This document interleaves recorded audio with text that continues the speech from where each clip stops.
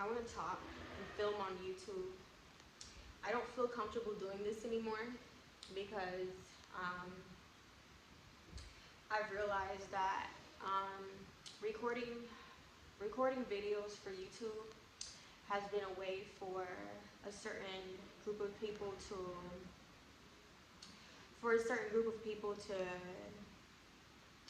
um, to exploit me. So I don't know how I'm gonna frame this to put it in YouTube, but I want to say to the audience that this is not a political party. This is not about Kanye, and this is not about the Haitians, and it's not about anything other than a young woman who was 25 years old, who was out of school and out of a career. She was looking for a career. She was looking to do something meaningful that was going to make her feel excited and that was going to put money in her pockets. So she then she dabbled with different things, and then she came across some stuff that was happening politically. And while she got involved, meaning she opened her big mouth, but her involvement initially was not to necessarily make it a career, right? So she started off doing YouTube. And like fitness and cooking videos and stuff like that. And eventually she came across some things that were happening in this political sphere, right? So as a Christian, her convictions got sparked, and she started to think about things through the lens of Christianity and through the lens of what could possibly go wrong. And for whatever reason, she felt the need to speak, and she felt the need to try to stop it. So she's like, no, Biden might get a second term. Oh no, Kamala, emergency, instant communism. So she put her life on hold, and she decided to get involved and support certain people who are running for president. Two people in particular that I will not name, because I'm sick and tired of campaigning for free, and I'm sick and tired of being a victim and other people are getting put into position and other people are raising money for their own causes and their own whatever the hell they're doing. Alright, so now I will be making videos. If I do continue making videos, I'll be making videos as a, what do you call that, as a targeted individual, a TI, alright? Except it's not the cool TI, it's not TI the rapper, it's not TIP coming live from the VIP, it's Serafina, the young lady who became a targeted individual by getting involved in things that she had no business getting involved in. Does that mean that I deserved to be a targeted individual? That I deserve to be used by the American government and all governments who can get their hands on me?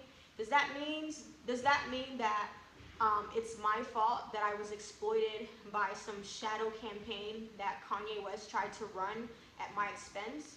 No, I don't deserve any of that. I don't deserve any of that. I was a good person. I wasn't perfect. I've made my mistakes, but my mistakes are not to be held against me and are not to be a way for other people to position themselves. So I am a targeted individual, and I am a very unique targeted individual because of the fact that the way that I cope with being a targeted individual is very different from how maybe some other people cope with it. I cope with it a lot different. I'm surprised that by now I'm still alive. I've almost died several times, and maybe I'll get into all of the near-death experiences in a later video. But even me uploading this video is a way of me, one, defending myself and standing up for myself and being present and there for myself and supporting myself. And supporting myself through what I'm going through. And it's a way for me to maybe reach other targeted individuals. Targeted individuals are typically I'm not sure who decides who becomes a target or who becomes the CIA or FBI or political target of some sort. But from my research, I've found that a lot of times the people who are targeted are often people with good hearts, are often Christians, are often people who have something good and positive to do in the world. As many people may know, the world is ran by Satan, right? Satan runs the world, and a lot of the organizations and establishments in the world are guided by satanic values and are kind of a means to an end for satanic endeavors. Uh, Me as a Christian, I'm often misunderstood because I'm not your traditional Christian. I used to be in and out of church, but I'm the type of person, even when I'm out of church, I have long seasons and long periods of still being close to the Holy Spirit and fasting and praying and things like that. I also have seasons where I backslide and I go back into the world. And then I have seasons where I know that God is with me at all times and that it doesn't matter what I say or do. I don't need to do any poses, any mudras. I don't need to wear anything specific. I know that, you know how they say God knows my heart? Well, I know that God knows my heart, and I know God is very much pro-human rights. Um, Being a targeted individual, the biggest issue is getting your human rights violated. The one thing about human rights is that even God doesn't even violate our human rights. The one thing about being a believer in God and giving your life to God, right? Essentially, no one gives their life to God because God has everyone's lives in their hands. It's just sometimes God requires you to shift a little bit and invite him into your heart space where you can kind of feel that you're dwelling and living with him, right? But essentially, we all belong to God, and all of our lives belong to God. Even those who are Satanists, oftentimes in hindsight, come to find that everything they've ever said and done is used for the greater good of God's purpose. So as far as being used, right? Not only am I a targeted individual, I'm also someone who is being used or misused or whatever. Some people are so twisted and so warped mentally that they feel that if they use you, because it's for a good purpose, then their usage of you and their violation of your human rights is just. And nowhere in the Bible does it say to violate someone's rights. Does it say to have godlike power over someone in order to reach an end, right?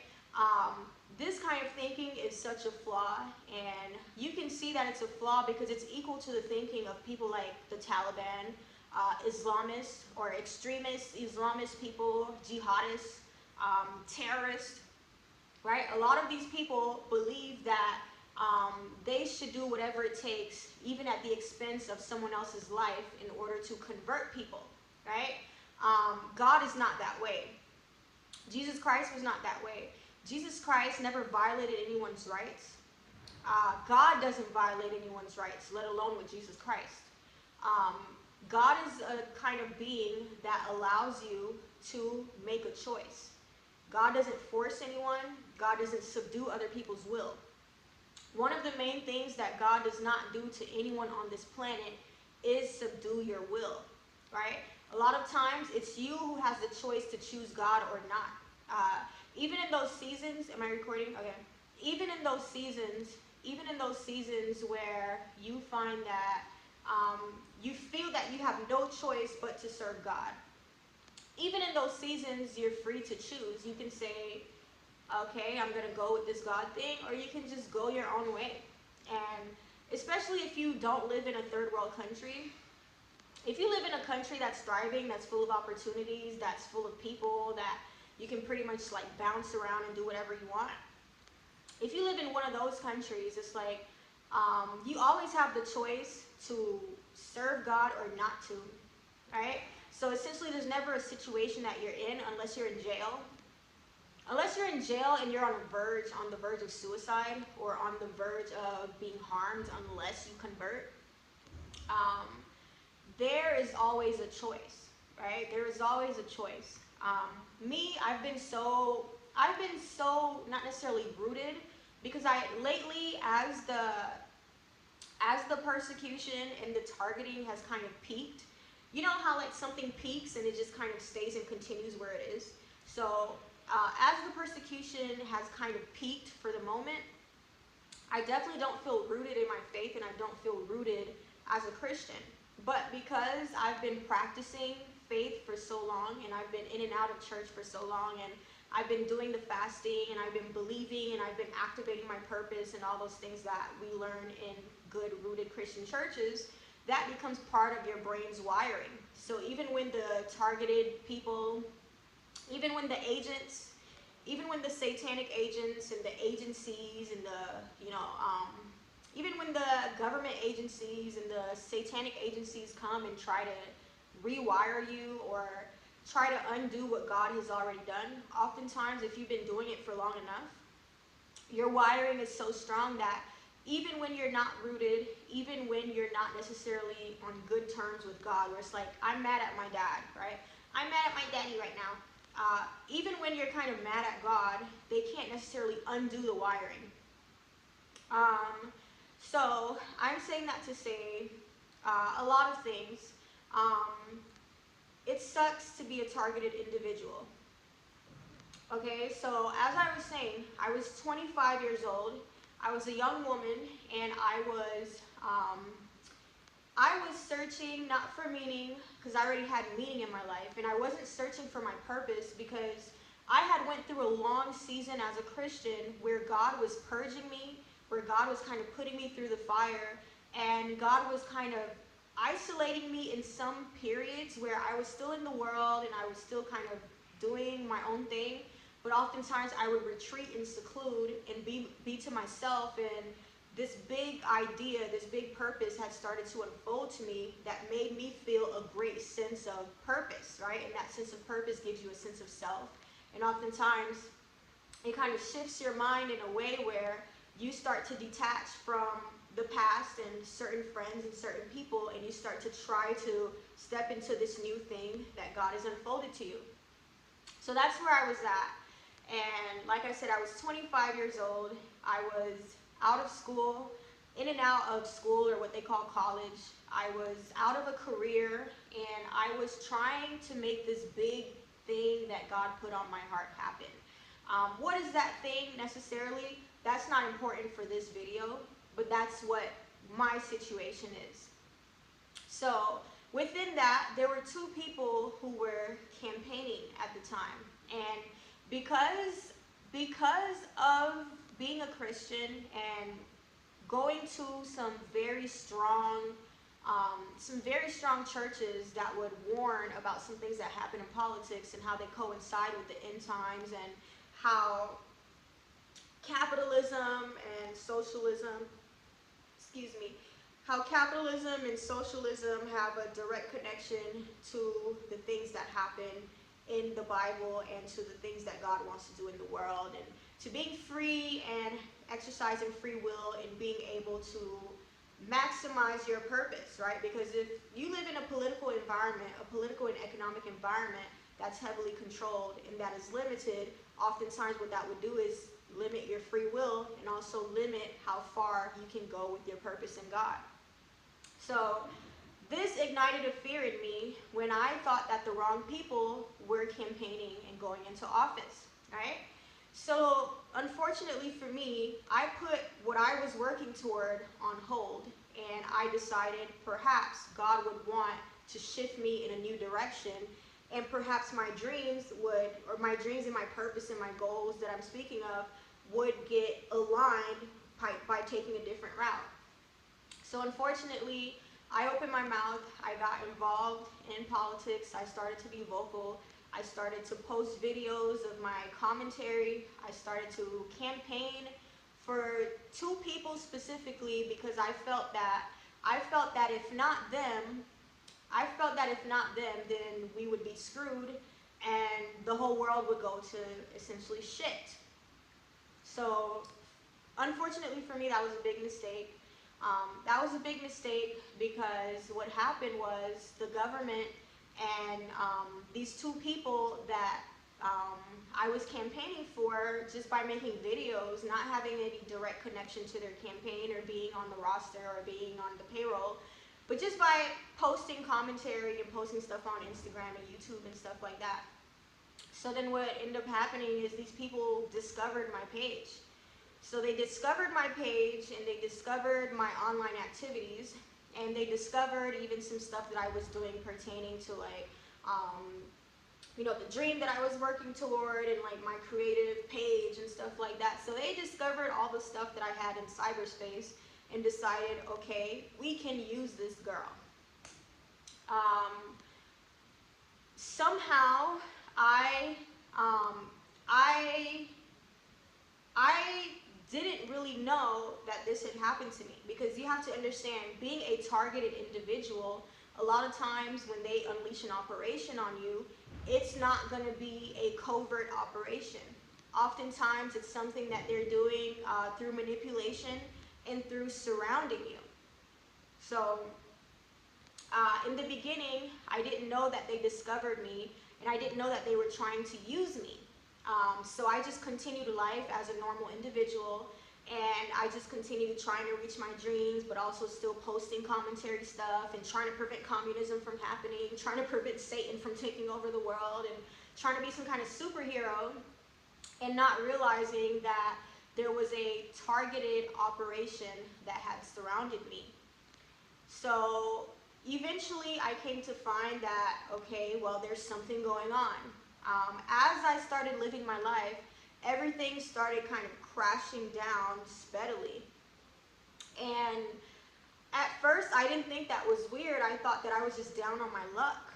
I thought that things were just, I thought things were organically going wrong in my life, where I didn't even suspect that there was something targeted happening to me. I just thought that there was something, I just thought that I was down on my luck, and that my grace, you know how like, as a Christian, you have seasons where God's grace is on your life, where even when you're kind of screwing up, it's like somehow God is still kind of holding you and still kind of with you, right? And somehow, even when the doors are closed, you're still sustained.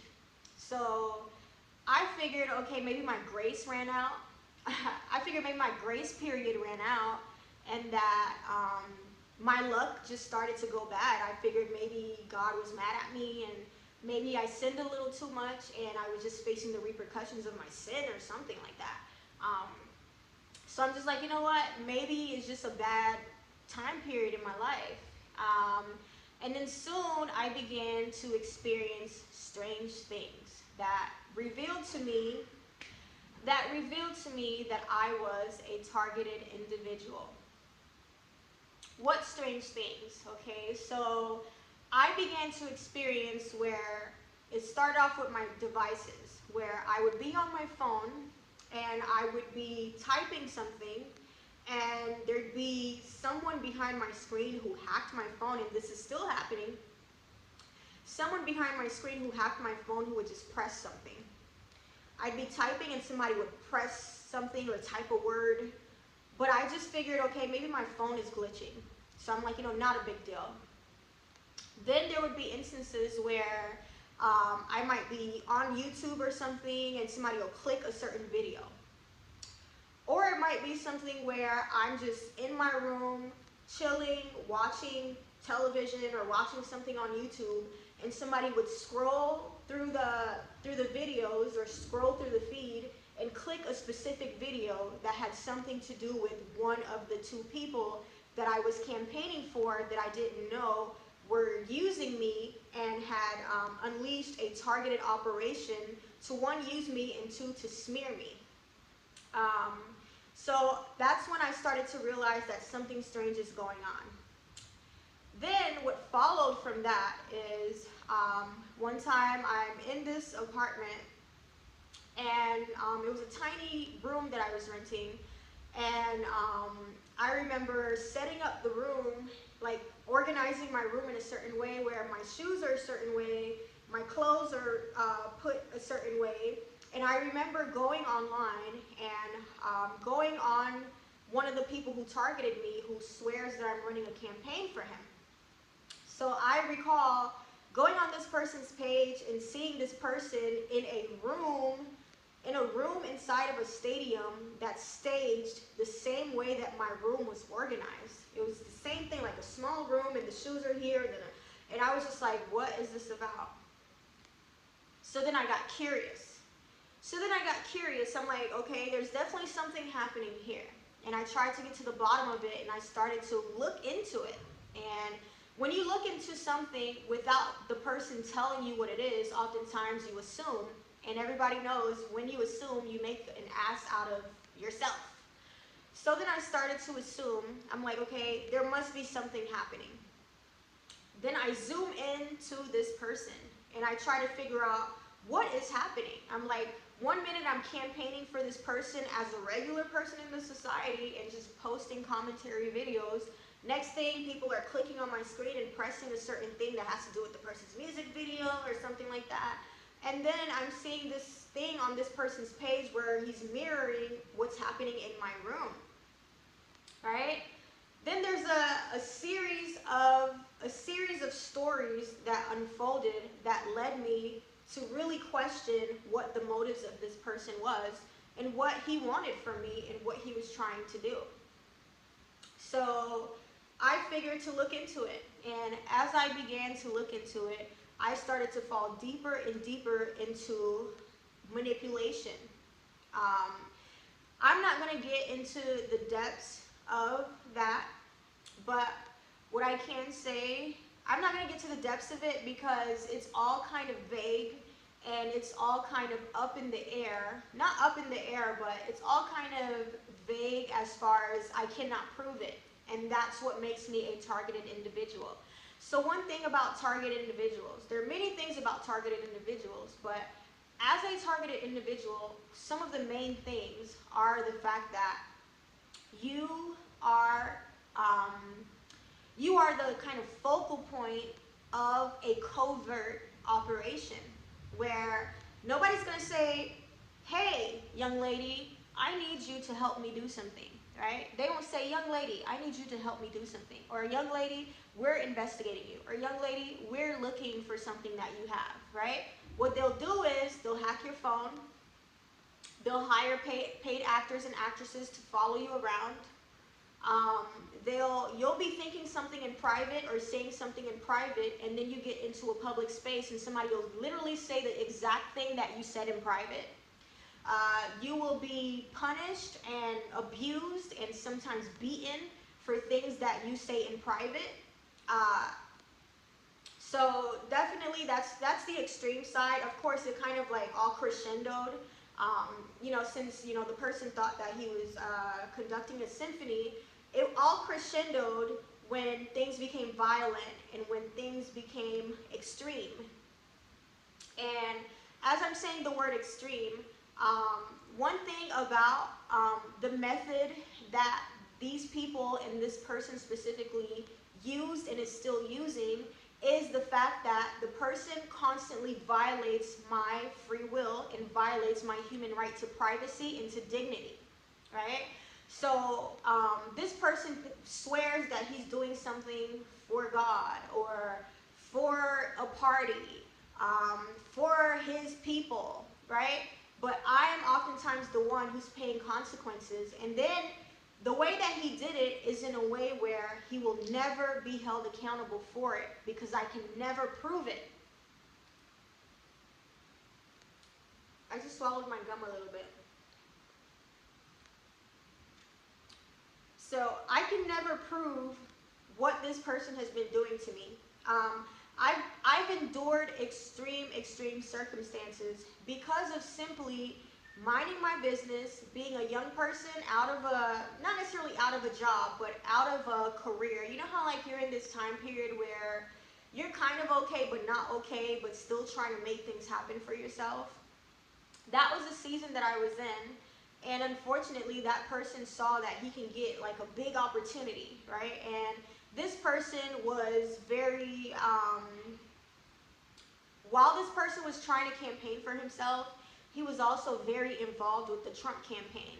And they figured that they can team up and use me to bring people together and to make things happen and position themselves. But I'm the one who had to pay the consequences, and I'm still facing consequences today. So, um, I don't know what to do about it, but as a way to, like I said, defend myself, as a way to defend myself and to support myself and be here for myself in this very tough time, I'm gonna try to upload and try to share my journey of being a targeted individual. And how I became a targeted individual was from me opening my big mouth and getting involved in politics and trying to not necessarily make a difference, but trying to prevent um, communism and people like Biden and Kamala from ruining the world, because I I'm trying to steer away from being pro-America, America, America, America. But America is essentially the biggest economy in the world, and America is the epicenter of a lot of things financial, but most importantly, a lot of things cultural, right? So once you mix the financial with the cultural, you get political, right? So everything that becomes political oftentimes affects the rest of the world. And that is why America is like very important to keep safe and protected and to keep rich. A lot of people don't really understand that, and I'm not really going to go into details or try to break it down. Of course, I break things down in layman terms, as they say it, so I make things easy to comprehend. But this is not what this video is about. This video is completely about woe is me and me being a victim. I hate to be a victim, and I try my best not to be a victim. I'm the type of person, like, if I'm going through something, I don't like for people to know, and I don't think that people should be in on your bad days or things that are going wrong in your life, because you should always present your strongest self to the world. But I must admit that this situation has turned me into a victim, and every day I'm fighting for my sanity. Every day I'm fighting for my privacy. Every day I'm fighting to love myself. Every day I'm fighting to just like keep going and pushing forward and fighting for my faith and fighting to even carve out a real life for myself, because one of the worst things that being a targeted individual has done to me is that it's ruined my life. So till this day, I'm being followed, I'm being harassed. No situation in my life is organic anymore. I don't have organic situations in my life. They're always paid actors. I could be right here in this room right now, and I could go like this and then step out the door and somebody looks at me and sticks their tongue out and then goes like this, you know. I could be right here right now saying, you know, I'm making this YouTube video about being a targeted individual. I could step outside and somebody will walk out with a shirt that says targeted individual, we're coming for you, or something, right? Or somebody, I might step outside and somebody says, are you a targeted individual? And then laughs or something. This situation, it's never ending. It never ends. I've been going through it since 2020, since the pandemic, and since the rise of Biden, and since me trying to prevent a second term of Biden and trying to prevent the Kamala thing. And you know, it's not, it's good when you have strong convictions and try to prevent bad things from happening, and when you feel a strong sense of self and feel that you can get involved in things that are beyond you or greater than you. But sometimes, you know, getting involved in things like that can ruin your life, and that's what happened to me. So today, I was living in the United States, of course, you can tell by me speaking English, but today I live in Haiti, which is where I was born. I was in the United States suffering. I was getting followed everywhere. I was being put in such dire situations where sometimes I would be out on the street. I was being beaten. I was being abused. I was being pepper sprayed. I was going through things that I never imagined that I would go through, and I was being followed every single day, and every time I opened my mouth, I would step out of the door and somebody would mimic what I say. It was just a living hell, and it's still a living hell. It got so bad to the point where I did a voluntary departure from the United States, and I I came all the way to Haiti thinking that it would leave me alone. And even as I'm here in Haiti, I'm living in a house where I'm surrounded by people who are paid actors and actresses who kind of resemble family members but kind of don't, and they try to stage and recreate situations that I went through with family members, and but also it's a living hell, and it's just an inescapable hell. It's like, um, you know how like in the Bible it says that some people will look for death and not find it? Well, it's kind of like one of those situations where it's not that I want to die or want to kill myself, but sometimes the situation is so overbearing. It's like the walls are closing in, and it's like you can't escape it on your phone because somebody's always scrolling through my phone or clicking on my screen. Their favorite thing to click on my screen is like loser um, or be our mom, or like things that seem so like out of this world, as far as everybody's not necessarily dealing with that. And this is why I'm calling myself a targeted individual, because I'm pretty sure that people who have experienced targeted individuals would understand what I'm going through and wouldn't gaslight me and would have some compassion for what I'm dealing with. So, so that's what I came on here to say. I guess I'm gonna document my journey as a very, I don't know, I feel like I'm the weirdest targeted individual in the world, because like I said, I have to find weird ways to cope.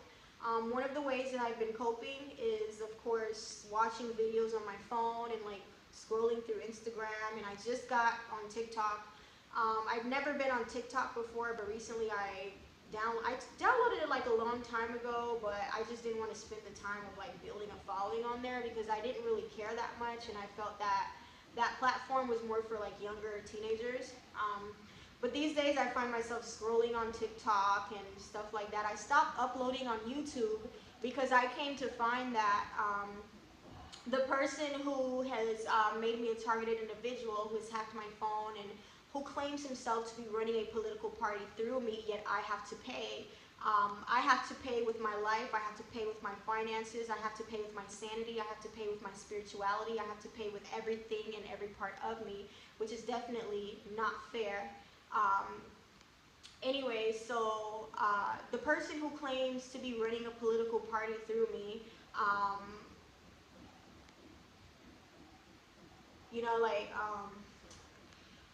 this person,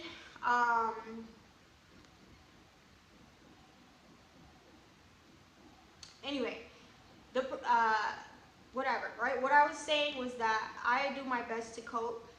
So lately I've been coping just by like being on my phone, scrolling and just like watching videos. A lot of times sometimes I started getting into like different hobbies. Like I started to think of like, what hobbies do you want to get into that you haven't tried? So at one point I got into making pottery and making candles, and I thought about, maybe things that I can do to like make money. Like I started making carnival costumes, thinking that I would somehow find my way into the carnival market of Haiti and like make carnival outfits for them, and even that is kind of like a dead end, where the situation has screwed me up so badly. Like the person who claims to be running a political party through me has screwed me up so badly that I literally cannot function in normal life. So everything is staged as if it's real life, and this person constantly taunts me. So the person constantly taunts me and would get on interviews and say key things that would allude to the fact that I'm the one who targeted you. And this person would be like, oh, you're in a simulation. I put you in a simulation and you're carrying my baby. I would scroll through my phone, and this person would download certain songs in order to communicate with me. And these are things that I cannot prove, but someone like me, I'm a very level-headed person. I've always been told that I have a good head on my shoulders. I'm someone who thinks very rationally. I'm a very creative person who can be kind of in la la land, but at the same time, I'm very concrete, very practical, very pragmatic. So definitely I'm not the type of person that you can drive crazy, right? And I'm not the type of person who like, you're gonna like, as far as they got was getting me to be extra emotional, like getting me to be more emotional than more emotional than I previously was, meaning the situations were so intense that oftentimes it would bring deep emotions out of me, or like deep anger out of me. And because there's only so much a person can take. Like imagine going to a restaurant. You go to a restaurant, you sit down, and they start treating you as if it's the civil rights era or something like that, serving you with dirty utensils, and every time you send something back, they send something back with dirt on it, or dust, or dirty cups, or things like that, as if they're trying to kind of insult you.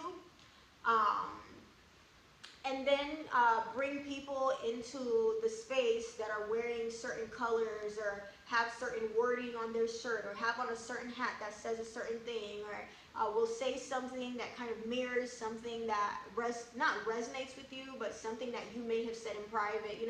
All of these things, like constantly on a constant basis, and then have the audacity to call the police on you after you get upset as a customer and say, you know what, you have no right, or you know what, you have no right to, to tell me to leave if I'm a paying customer, this and that. And they're like, well, we're calling the cops. Or, just like putting you through situations. Imagine someone needing you for something, right?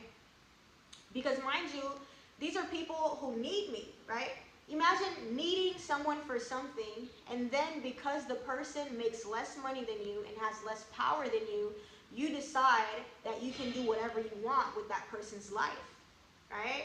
So then what happened was, me dealing with that on a constant basis, I started to get so frustrated, because literally everywhere I went, the situation was right there. They would follow me everywhere that I went, and it just was so unbearable. And even as I'm here in Haiti, it has just continued. And the kind of good part is that for the most part, I can seclude myself in this room, and I don't have to necessarily be out there. But Haiti's, one, it's a rough place to be, because this place is like literally a landfill, which I had seen on television, and I had seen, some people had warned me about it, but me, I guess I was overly optimistic, and I just was so kind of like, so eager to be far away from the situation that I was going through as a targeted individual, who someone more wealthy and powerful than me was using in order to position himself. And then getting the government involved. And I'm not even going to get into it, because it's not just one person who was using me.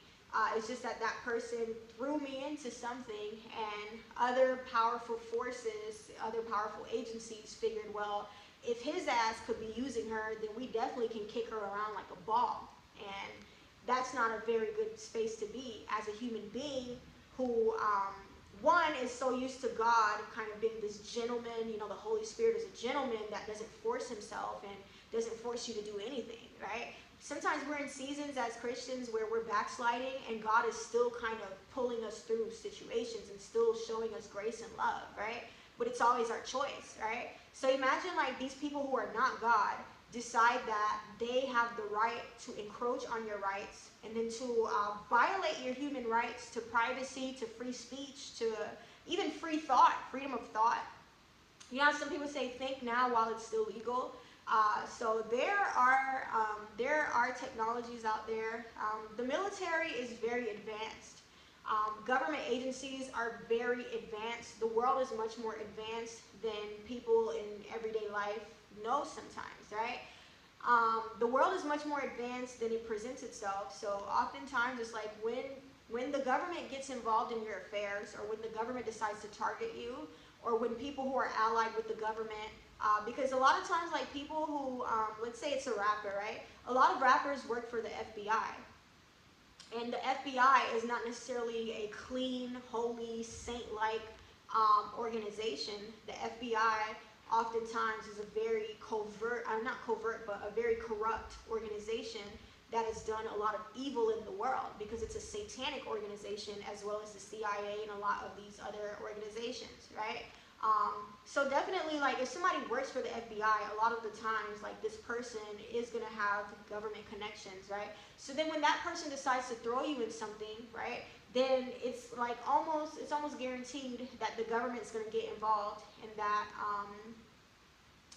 the government's going to get involved, and that it'll be easy for you to then become a target. And in my case, it's like literally I dealt with it on my own, and I have just been coping. With it. I don't have regular opportunities like everyone else. I started off becoming, not trying to become, but I started off becoming an influencer, where I started to post videos of like fitness and books that I was reading, and food like nutrition and stuff like that, and creativity, where I was like making clothes, since like I am into fashion and whatever. I started like making clothes and stuff like that. So I had like a little niche that I was carving out, and my page was growing, and I was living like a normal person, and then boom, I became a target, and it all just went downhill. And now it's like, now I have access to no opportunities. I can't go out into the real world and just get a job. I can't go out into the real world and just get a job. I can't go online and try to organically post, because my things are shadow banned, and oftentimes even like the numbers on my screen are heavily controlled. Like, for example, you may or may not believe me, but there is this thing where they attack my looks. Like they'll call me, like, you know how like douchebag, is that what they call them, douchebags? Or like, guys who are kind of assholes, or fuck boys. There's a lot of names for them. There's douchebags, fuck boys, assholes, ain't shit, NIGGAs. These kind of guys, and they're in different spheres. Sometimes they're successful, sometimes they're bums. So they have this thing where they rate me on the scale of 1 to 10, and they'll say that I'm a 7. I'm a 7 or an 8 or whatever like that, right? So oftentimes, like, sometimes I'll post videos, which is why I stopped posting videos. And also they were, the person who is trying to run a campaign through me without my consent, and by exploiting me, and by putting me through hell and putting me through dire situations that sometimes can almost cost me my life. So I'll sometimes post on different social media, and I'll get like 7 likes because I'm a 7. Or I'll get 7 views, or I'll get 167 views, or I'll get 2 likes, 3, so it's just like, in the real world, in my real life, right, in the real world, if you're a fairly pretty girl and you post like decent content, you'll get decent engagement, and you'll have people like your stuff just because you're pretty, or fairly pretty, or present well. If you're consistent, it's fairly easy to grow a following and to grow a base. But unfortunately, since being a targeted individual, it's become nearly impossible to do anything. It's impossible to make videos and upload and get normal engagement, or get normal engagement on your thing, or it's impossible to go out into the world and get a job. It's impossible to even get your family members to help you, because the way the situation has turned out is like even family members will separate themselves from you, because what happened to me as a targeted individual is that I became a target for like a campaign based on family and faith, right? So then what they did was it's almost like a covert investigation, where they would stage things and have people that look like a family member, or a situation that's similar to what you had gone through with a family member, right? And then what would happen is, oftentimes, is you just start confessing, or you just start talking, and then you start saying things that are private, and then what happens is a lot of bridges get burned. There was once where I used to journal. I used to journal and write down my feelings on a journal, and I remember running out of paper, and I started to type in my notes, and it was a way of, it was a form of therapy for me. So I started to type on my notes and to write how I was feeling about things that I was going through, and just kind of processing stuff that was happening in my life, and seeing where I was at mentally and spiritually, which I do like every so often. So as I began like typing my personal stuff about my family and stuff like that, I started to see people who are in the person. So the person who claims to be running a campaign through me is a musician. Of course, rapping is music, but I don't know if everyone calls a rapper a musician. But you know, I guess perhaps it's my fault, because why would you believe that a rapper could become president? You know, so it's probably kind of my fault. It's like, what are you, some kind of groupie female, right? It's like, what was I thinking? You know, sometimes you believe in the wrong people and it unleashes hell in your life. And anyway, back to what I was saying though. Just that alone would make me come off as like some weirdo bimbo who kind of was a groupie or something. But I am not the type of person who, I don't go after rappers. I don't, like, if I go to someone's concert, I don't often think about having sex with them. I don't think about dating them. Sometimes I'll go to a concert just like for the music or whatever, right? And of course, I'm not only into rap music. But anyway, so I got caught in the wrong net. I got caught in the wrong net, and I got tossed into the sewage, right? You know how like Jesus Christ went fishing? Or Jesus, one of his disciples was a fisher, and he told Peter used to fish, and he told Peter, you know, you're not going to have a fishing business anymore. Now I will make you a fisher of men, right?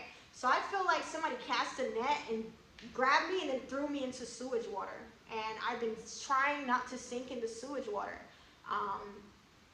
So anyway, being a targeted individual is extremely difficult. I want to make it clear that this is not a political campaign. If somebody wants to run a political campaign through you, they have to carve out a contract. They have to discuss stipulations with you. They have to face you and tell you what they want from you. As far as this person still trying to run a campaign through me, I don't consent to that. And I think that it's a violation of my free will. Of course, the government was convinced that I was campaigning for this person, so then what happened was, because he made this public, he made my life public on the black market, and people have access to it, and he was trying to get me to cultivate his fans. He's trying to get me to cultivate his fans into sharing my political views and my religious views in hopes that he would spark something and position himself, and still trying to do that, and constantly manipulating and scrolling through my screen and clicking stuff on my screen, and staging things in the exterior world, and hiring actors and actresses. And as this was happening, of course, the government gets involved and figures, well, if you're running a campaign, if you're using her life to run a campaign, then we might as well unleash our opposition campaign as well. So then what you have is kind of like an amalgamation of different people and different beliefs and different opposing views and different opposition, basically, that's just kind of surrounded me. So it's almost like Daniel in the lion's den. So it's very tough, and I know that whoever's watching this video, not very many people would understand what I'm going through, but if you are a targeted individual, and if you know what it feels like to be covertly targeted, and to have your rights violated, and to be followed and harassed, and to have staged situations all around you, and to have these agencies and organizations trying to plant seeds in your mind about socialism and riding your bike more, or being poor and eating bugs, or being red, being a capitalist, or being of a new party, Listen, it's very, very difficult. It's very, very difficult. And on top of not being able to earn, it's almost like, it's almost like, I wouldn't compare it to Brave New World. You know how like there's that book or that story, Brave New World, where everybody's living in the city and everybody's like fictitiously happy, where it's like people are happy because of being overstimulated and being on drugs and having access to everything and technology at their fingertips and every convenience imaginable, and therefore everyone becomes numb and everyone becomes unable to empathize with other people and blah, blah, blah. So then there's this one guy who comes from a different tribe, and he starts like lashing himself and whipping himself in order to feel something and living different from the rest of the society. I feel like it looks like that's the concept, but that's really not what it is. That's really not what it is, because I would never purposely inflict pain on myself. I am not someone who believes that you must inflict pain on yourself in order to be spiritual, right? I don't believe in that. I believe that when God is blessing you and when God is involved in your life, where you feel God's grace and you see God's grace, that gives you more reason to thank God and to be grateful, right? I especially love God when I can see him in my life, right? When I see that God's grace is removed, oftentimes it creates a thing in my heart that starts to distance myself from the faith, and then I have to work on it, right? Which is a part of life, but I'm just saying, like, they are kind of presenting it like they're waking people up, right? Stay woke. They're waking people up by putting me through situations that put my life in danger. The other day I almost died. Because what they unleashed was this campaign that brought all of this opposition into my life. So then I find myself all the way in Haiti, or maybe I'll save that for another day. I'll save that for another video. So anyway, where was I going with this? I was saying how I cope. As a targeted individual, it's been very difficult because people are still clicking on my screen and swiping things and pressing things and calling me a loser and playing video games on my screen. Sometimes, one of the ways that I cope is that I've been making videos for TikTok. So some of the videos I've been making for TikTok are like makeup videos. You know how like some of the girls who do makeup end up sometimes going viral, but sometimes end up attracting a following. So I figured, I'm going to start doing makeup, or I'm going to post double OTD, like outfit of the day videos, or just videos looking cute. Because we all know in this day and age, cuteness sells, and makeup sells, and doing hair sells, and just beauty in general really can make you a following, or can attract followers to your stuff, and that can translate into monetary gain, right? So I was like, you know what, let me try to start making TikTok videos. I would take pictures after I do my makeup and stuff like that, and somebody would be clicking on my screen. Somebody would be clicking numbers on my screen and rating me for the day, rating me for the picture. Oh my gosh. Wow. And it's like, to someone who's not in it, you might think that's not a big deal. But imagine on a constant basis. Imagine on a constant basis you have family members in the house, you have people who aren't family members who are pretending to be family members and just psychologically tormenting you every chance they get, okay? Then you have people behind your screen that are clicking on your screen on a constant basis and clicking on different videos and typing different things and trying to get into your head and insulting you, typing insulting things on the screen and trying to break you down and turn you to shit, right? Then you go out into the world, and everybody swears that it's a political campaign, okay? You go out into the world and you're just in a show where it's like a staged, like all staged scenarios where these people who work for government agencies, one of them confessed to me. One of them, I don't know why he confessed to me, but one of them, when I first came to Haiti, we're in the car, he just took me to run an errand.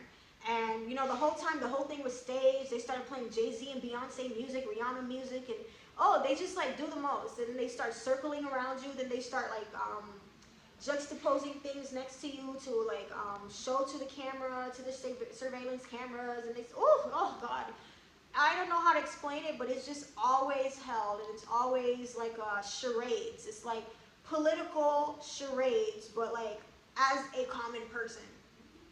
So there was one of them who, oftentimes they have this thing about my eyes where they always try to put me down because of my eye color.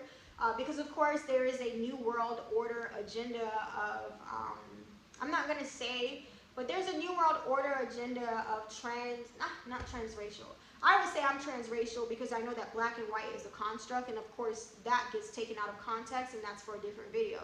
But you have where there's this agenda, some people, not everybody, but there are some Luciferians who have an agenda of biracial relationships, and they believe in this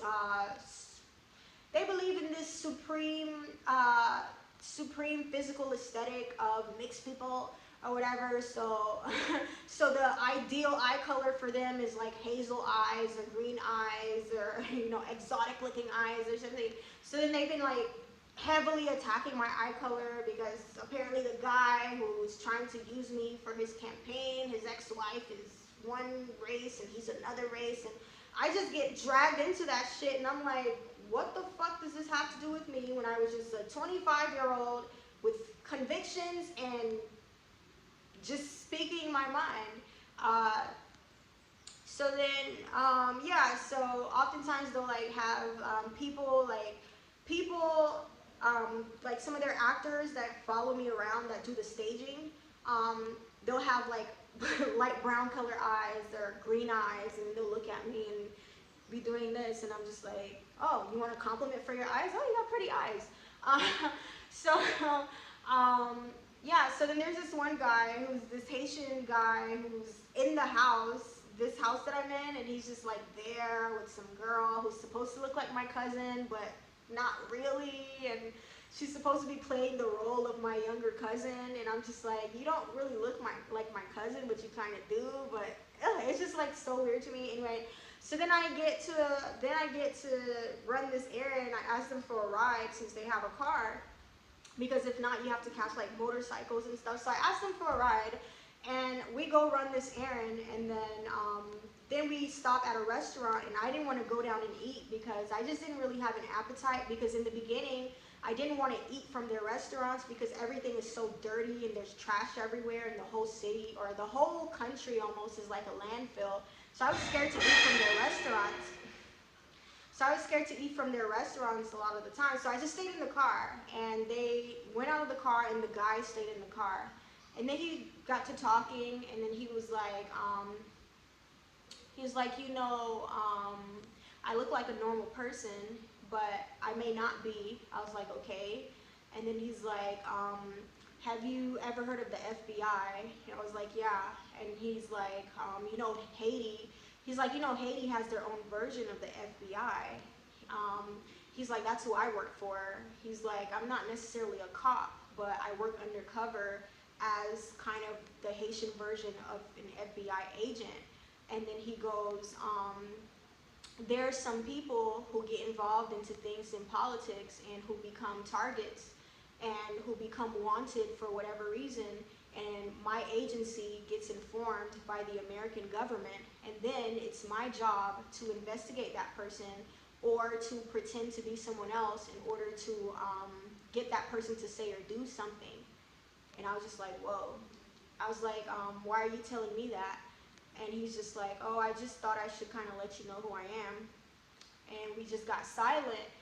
And then he says, and then I'm just like, okay, well, I figured that anyway, so he didn't really need to tell me who he was, because my discernment already told me that something strange was happening.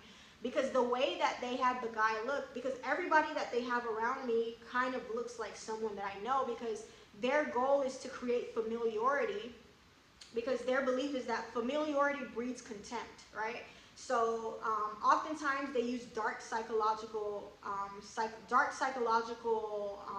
manipulation, where they'll have someone who kind of looks like someone you know, and they'll stage situations that slightly remind you of a certain situation, but then they'll make the situation much worse. It's almost kind of like memory replacement. It's almost like, so there was this video that I was watching a long time ago where there was this person, not this person, but there was this new technology that they were saying is kind of like futuristic. I don't know if it was like one of those things where it's like a concept technology or if it was a real thing that they have out, but it was this video that I came across where they were saying how the prisons of the future will be. How the prisons of the future will be, where they had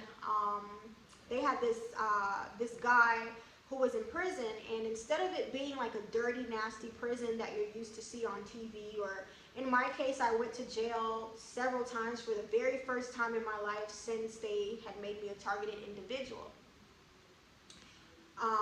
So it's not like the dirty cells that you see or that you see on TV. It was more like they put that person in a room and they hooked this person's brain to a chip, or they hooked this person's chip to its brain or his brain, and they would signal different information, where they would send information to the brain of the person that reminds the person of a memory, but they would distort the memory to be something else.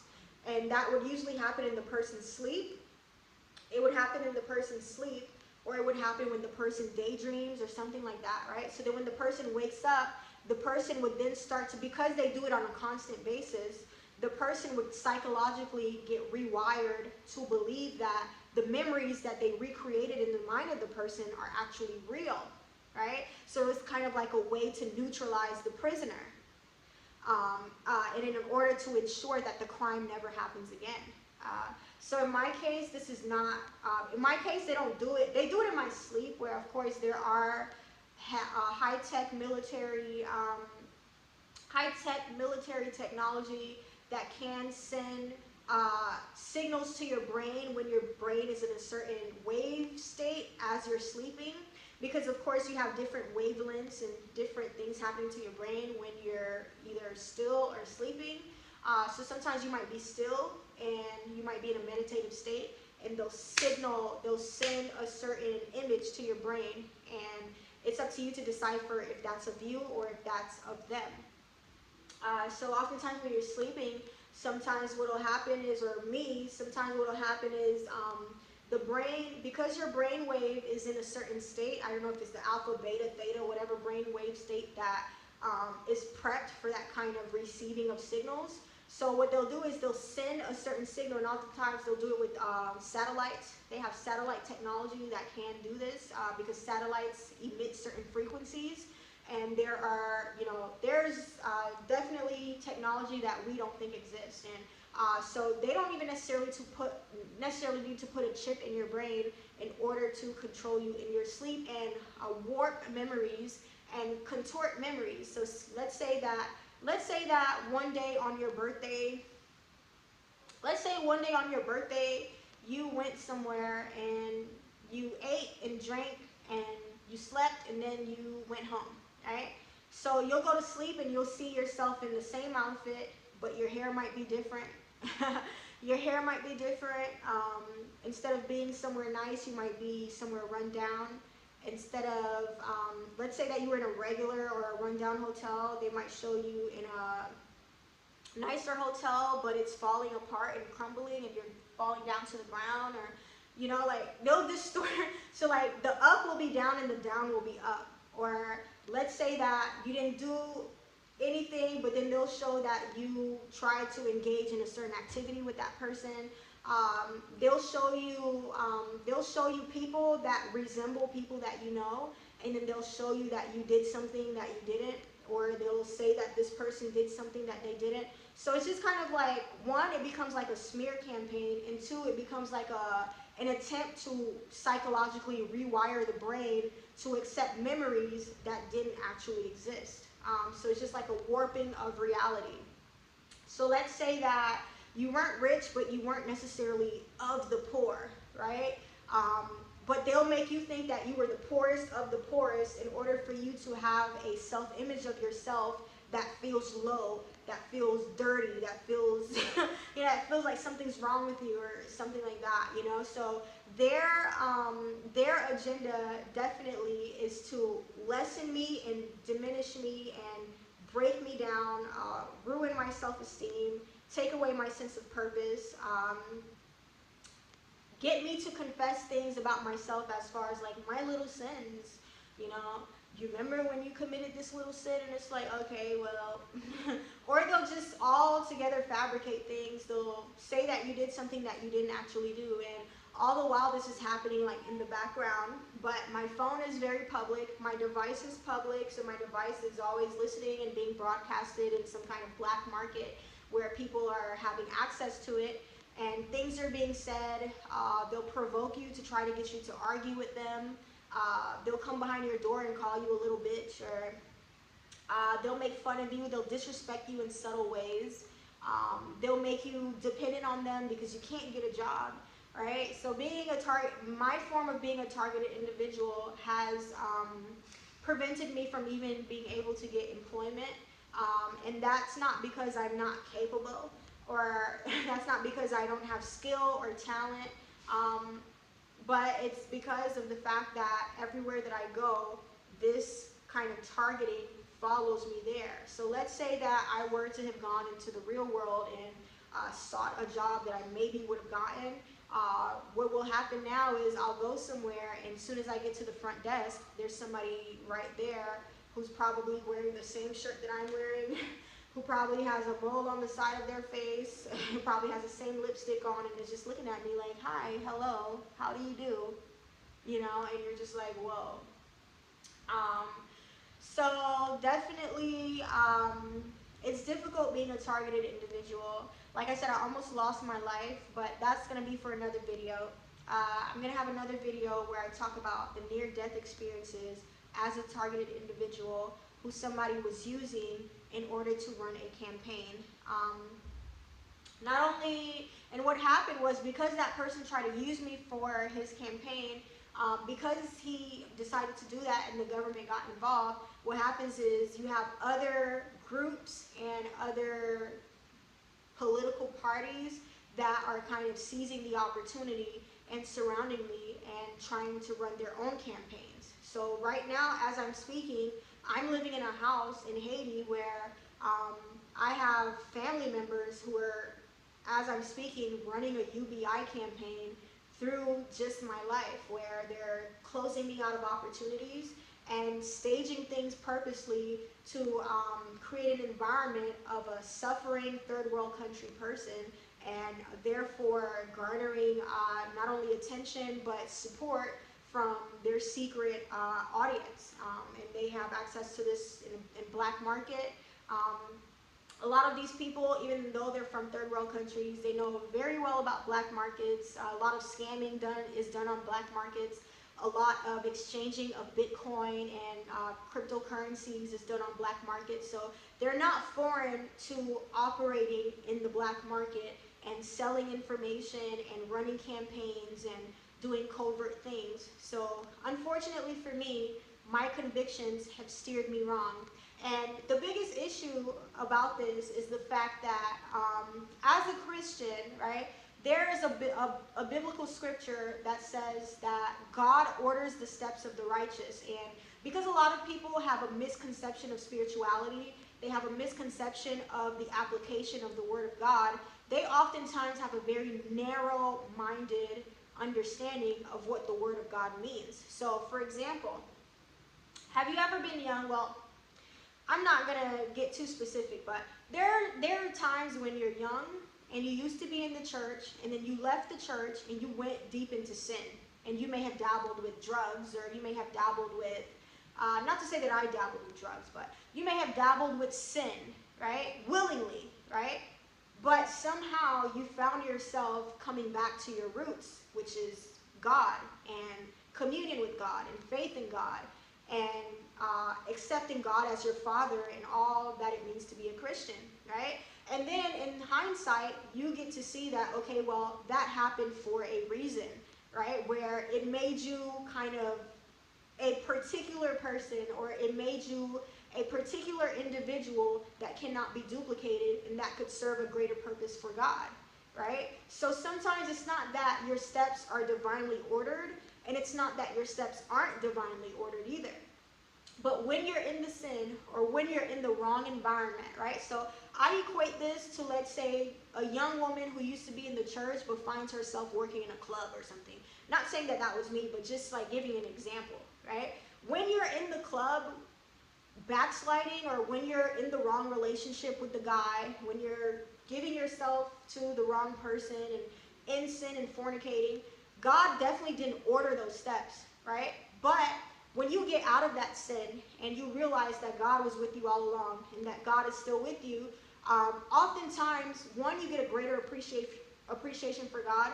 Two, you form a stronger bond with God. And then three, you're able to reach more people for God in your own way than you may have been able to do if you hadn't gone through those seasons, right? So it's the same thing. Like, some like weirdos, and you have weirdos clicking on my screen trying to allude that I'm a witch and all kinds of crazy things, when it's like, listen, if I was a witch, I would never end up in this situation, right? A witch is not going to be broke for long, right? A witch is not going to be sticking to their convictions for long.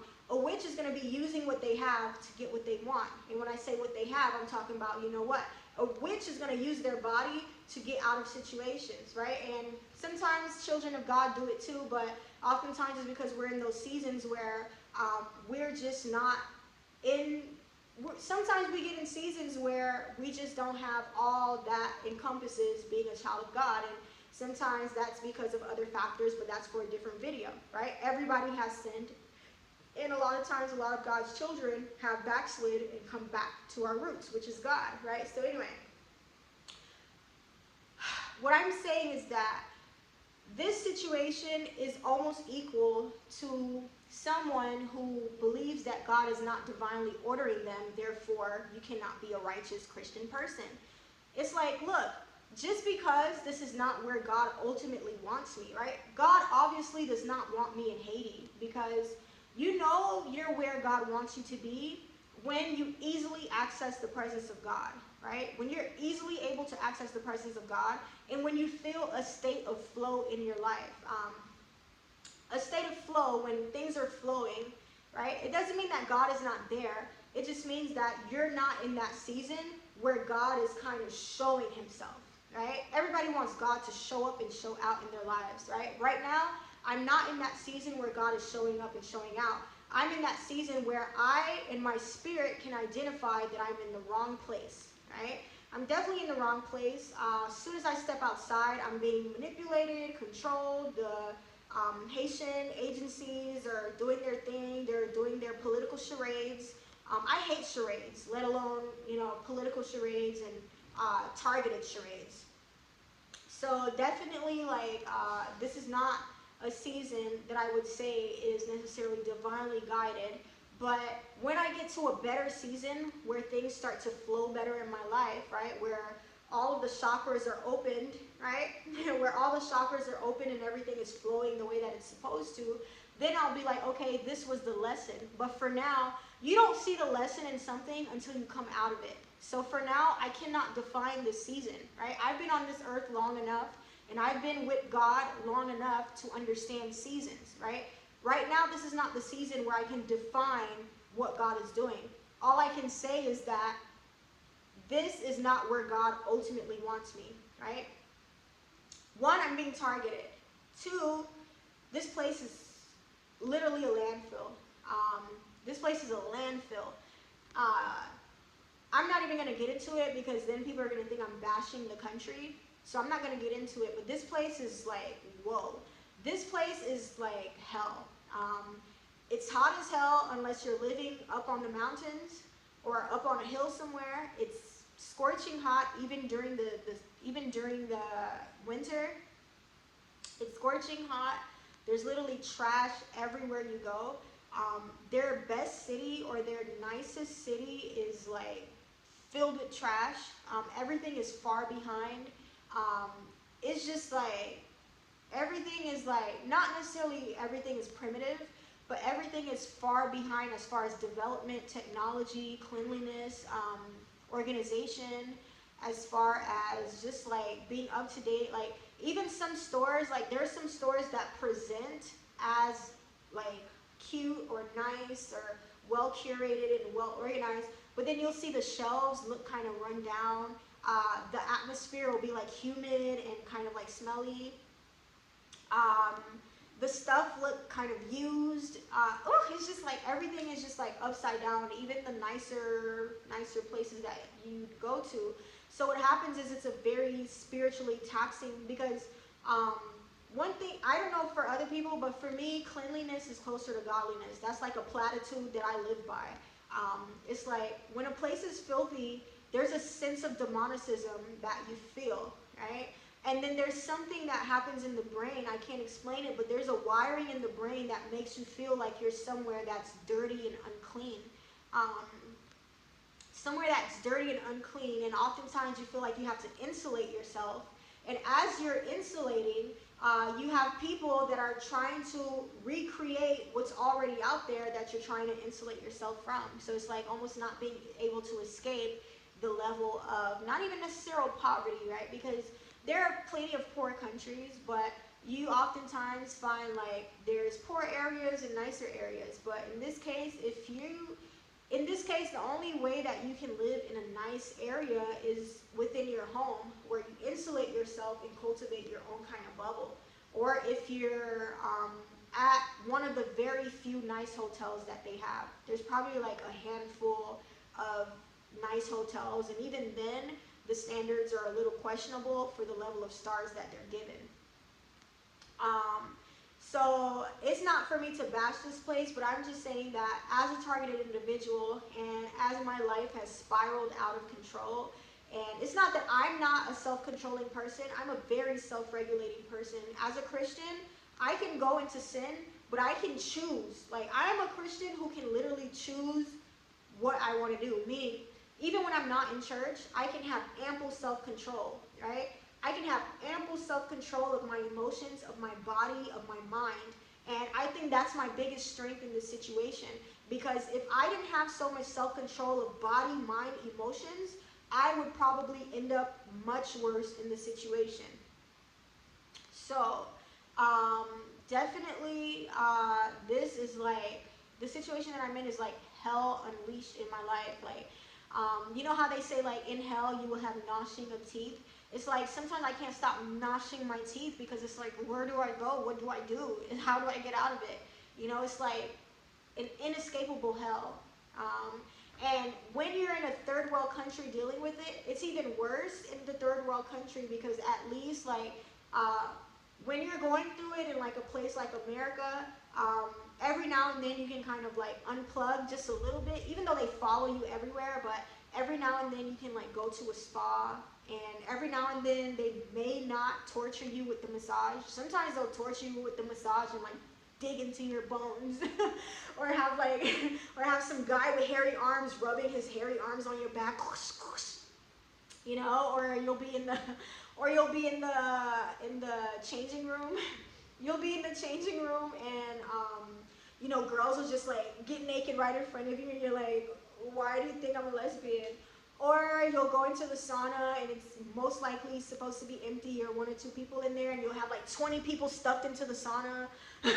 Or you'll go to the hot tub. You'll go to the hot tub and all of a sudden there's like 3 old ladies naked in the hot tub with their gray pubes in your face and shit. Like, you'll be in the hot tub and gray pubic hairs in your face and you're just like, what did I do to deserve this? You know, or you look on the floor and there's like dirt stains and you're like, can somebody please mop the floor? So definitely, when you're dealing with it in America, which is like it's kind of funny but sad at the same time, because like, for me, those were ways that I was coping in America. When I was coping with it in America, which is why I say like, I'm kind of like a weird targeted individual, because my ways of coping are probably not the same way that other targeted individuals are coping, right? So my ways of coping were literally hobbies, where I would start doing pottery or painting or drawing. I would start sewing and making clothes. I picked up baton twirling again, and I would just start when my brain starts to get too negative and when I start to feel like the walls are closing in on me, and when I start to feel like there's no way out of the situation, I would oftentimes just like start engaging in my hobbies and keeping myself busy and keeping myself engaged in that, as opposed to only thinking about how negative the situation is and how there's literally no way out when those people decide to target you. So that's how I was coping. I was my hobbies, and then every now and then I would go to a spa and kind of unwind. And if I'm lucky, they won't bother me.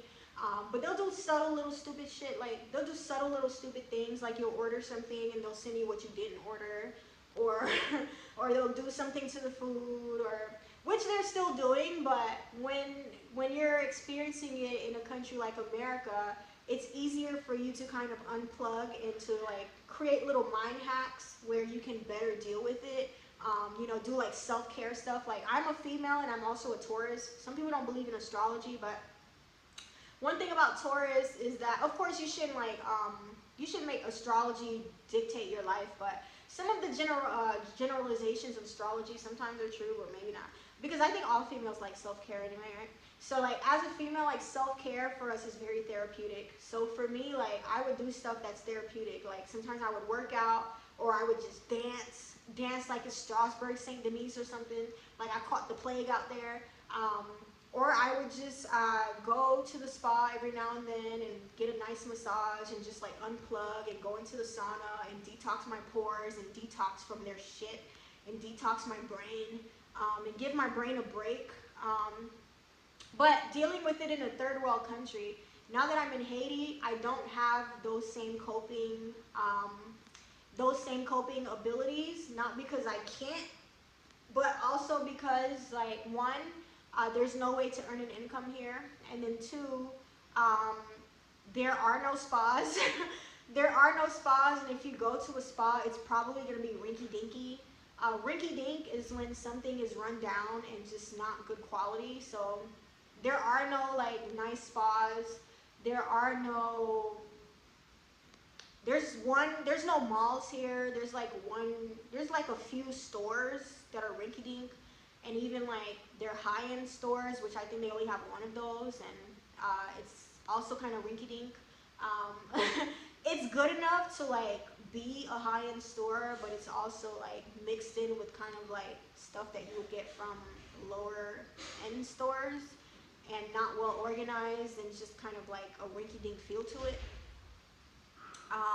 So like there's like not much escape. And then one thing, not to advertise for Amazon, but you know, I would just like go on Amazon and buy like supplies for like, it's almost like, well, I'm not gonna make that example, but I would like go on Amazon and get like little stuff that I need, because like when you leave the house, it's almost guaranteed that you're gonna be tormented, because they're always gonna stage things and try to put things in your brain.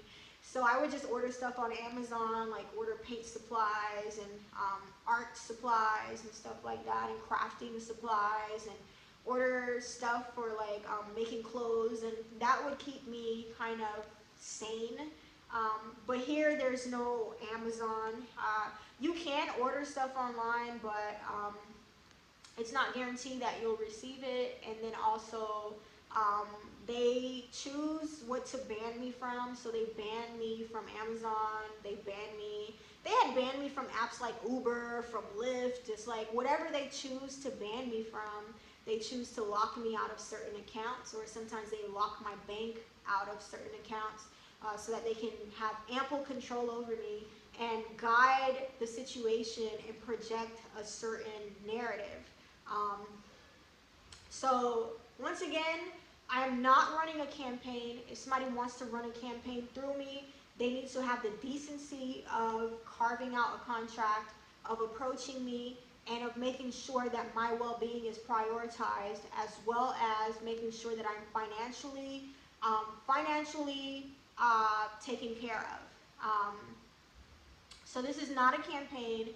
This is me documenting my journey of being a targeted individual, and what happened to me after I chose to be vocal about things happening in politics, after people like Biden and Kamala tried to get in position, and I chose to support two people specifically who were professing to be running. One of them actually got nominated. The other one wasn't taken seriously enough to be nominated.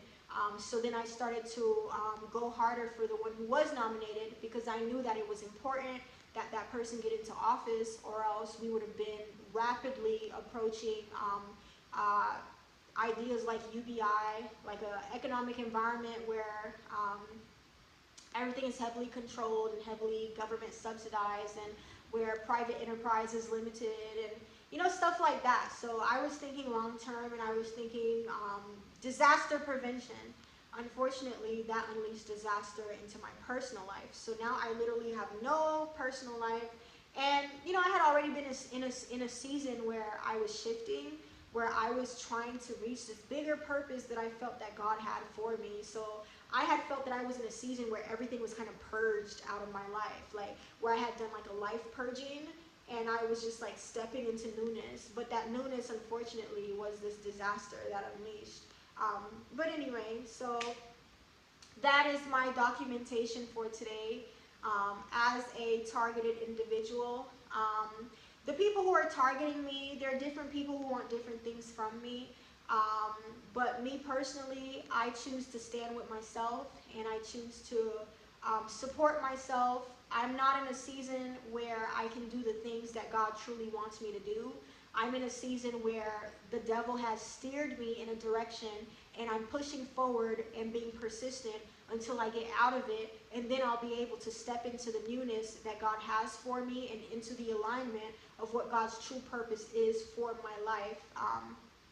I'm not a person who, I don't take political sides. I'm not a Democrat. I'm not a Republican. I'm not a libertarian. I'm not a whatever that person, I don't know, the person who like is still trying to use me for his political party. I don't even know how he defines his party. I don't even know what his party would be called. I'm someone who believes in fairness, and I believe in freedom of speech. I believe in freedom of will. I believe that all the rights that God gave us at birth, no one has the right to take those rights away. And I don't believe in exploitation. I don't believe that because you have more power and more capital than someone else, that you get to decide everything that they should do with their life, and you get to dictate everything that they say and do, and you get to exploit them for your own end. So, with that said, I'm going to continue to be a Christian. I may be misunderstood as a Christian, but that's my personal business. What I do in private is no one's business. I'm not in sin, yet somehow I'm penalized for the slightest things. Like, I could literally be walking in my room naked, and I'll get punished for it, which is like the craziest thing. I could be literally in bed and just like, whatever. I'm not going to get into detail, but like the slightest things that I do somehow have a repercussion. And it's not something that can be proven, which is why, like I said, I am making this video as a targeted individual.